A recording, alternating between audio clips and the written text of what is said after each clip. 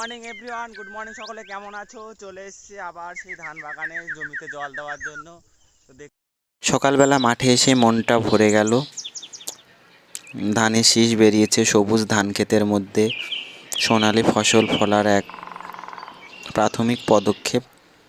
ধানের শীষগুলো বেরিয়ে সুন্দরভাবে ফুটে উঠেছে, সারা ক্ষেত ভরে উঠেছে এবং তার মাঝে আমি উপস্থিত হয়েছি।